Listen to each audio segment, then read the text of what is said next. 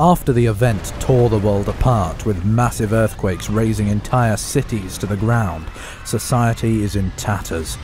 In I Am Alive, you play an unnamed protagonist who spent the best part of a year travelling through the destroyed world to get back to his hometown and search for his wife and child. That's about as much of the story as I can tell without revealing too many spoilers, but I can say that I Am Alive does an excellent job of painting a vivid image of how human life could be in such an apocalypse. Throughout the game, you'll find innocent survivors who you can help out for additional retries at the cost of some of your rare and precious supplies, and these serve as an almost open-world portion of the game. However, it is without doubt all about the story, which is about as linear as you can get. Although the game is set in a fairly large map, you'll always have a story objective to complete, and if you stray too far from the decaying and oppressive path, then the game will start nagging you a little. This doesn't get in the way too much though. Since the event, ground level has been shrouded in a thick cloud of dust, which makes the air nearly unbreathable, and walking at street level will gradually burn away your stamina. If your stamina bar empties, you'll slowly die, so you'll be spending a large part of the game above ground. To facilitate this, the game makes use of some fairly standard climbing mechanics, as well as a grappling hook for swinging from certain points.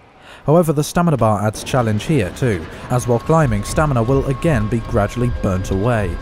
To counteract this, you can eat some food or drink, or take an adrenaline shot, or use a number of other resources from your inventory, but these resources are almost always in short supply, and this mechanic adds a constant, awesome sense of tension as you have to decide whether to use up your last piton, which works as a kind of resting point, or a few cans of tinned food.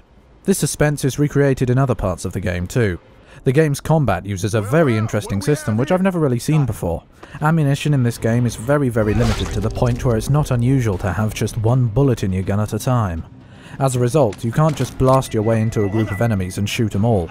The combat requires sensible, deceptive thinking. Sometimes an enemy will walk right up to you if you haven't drawn your weapon. This gives you the opportunity to surprise attack them, getting one down before having to think about wasting any bullets.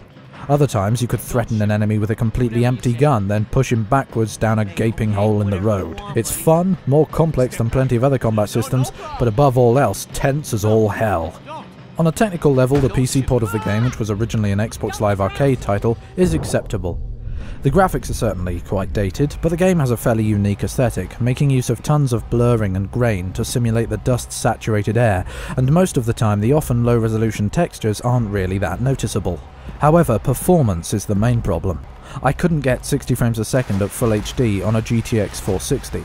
Considering that was no problem for Max Payne 3, a much more graphically advanced game, I can only put this down to it being a poor port.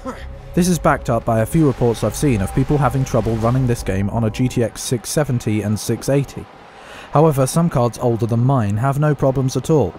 It seems to run on most systems without a hitch, but how well it runs can differ by quite a lot. Controls for the PC port are for the most part pretty good.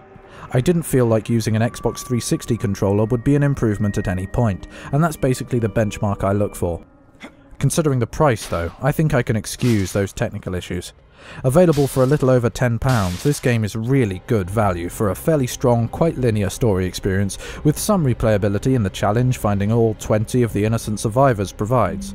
The main criticism I have of the game is the length. I finished it in about 4.5 hours, which seems to be a fairly average time, and while that is quite short, the price more than makes up for it. Anyone looking for a good few hours of solid story with some interesting game mechanics thrown in that set the game apart from its competition should look out for I Am Alive, available from Ultimatum Games at ugkeys.com.